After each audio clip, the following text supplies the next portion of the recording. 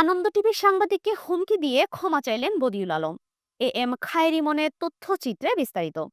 কুমিল্লার চান্দিনা উপজেলার বাতাঘাসী ইউনিয়নের মোহনপুর গ্রামের বাসিন্দা মৃত মুসলিম উদ্দিনের ছেলে মোহাম্মদ বদিউল আলম আনন্দ টিভির সাংবাদিক ও চান্দিনা উপজেলা প্রেস ক্লাবের সভাপতি ইমরানের কাছে মোবাইল ফোনে হুমকি ও অশোভন আচরণের কারণে সাংবাদিক সম্মেলন করে ক্ষমা চাইলেন তিনি। তিনি জানান, তার নিজ বাড়ির পাশে নাল জমিনে অবৈধ ড্রেজার দিয়ে মাটি ভরাট ও আদালতের নিষেধাজ্ঞা অমান্য এবং সরকারি খাল ভরাট চলছে। এমন সংবাদের ভিত্তিতে তথ্য সংগ্রহে যায় আনন্দ টিভি সাংবাদিক ইমরান সহ আরো কয়েকজন সাংবাদিক।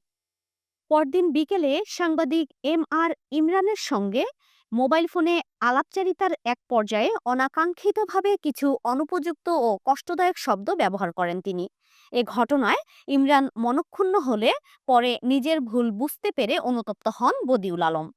সাংবাদিক সম্মেলনে তিনি বলেন, আমি আন্তরিকভাবে স্বীকার করছি, সেদিনের কথোপকথনে প্রফেশনাল আচরণের বাইরে গিয়ে ভুল করেছি। আমার শব্দ চয়নের কারণে সাংবাদিক ইমরান ভাই কষ্ট পেয়েছেন। এজন্য আমি অনুশোচনা করছি এবং আনন্দ টিভির প্রতিনিধি ইমরান সহ সকল সাংবাদিক ভাইদের কাছে আন্তরিকভাবে দুঃখ প্রকাশ করছি। তিনি ভবিষ্যতে সাংবাদিকদের প্রতি সর্বোচ্চ সম্মান দেখানোর অঙ্গীকার ব্যক্ত করেন এবং সকল সংবাদকর্মীর সহযোগিতা কামনা করেন। উল্লেখ্য থাকে যে সেপ্টেম্বর মাসের 7 তারিখে বদিউল আলমের ব্যবহৃত মোবাইল ফোন থেকে আনন্দ টিভির সাংবাদিক ইমরানকে হুমকি সহ নানা কটু কথা বলেন। এ বিষয়ে আনন্দ টিভি সহ দেশের বিভিন্ন গণমাধ্যমে হুমকিদাতার বিরুদ্ধে গ্রেপ্তার ও তীব্র নিন্দা সহ সমালোচনার ঝড় ওঠে।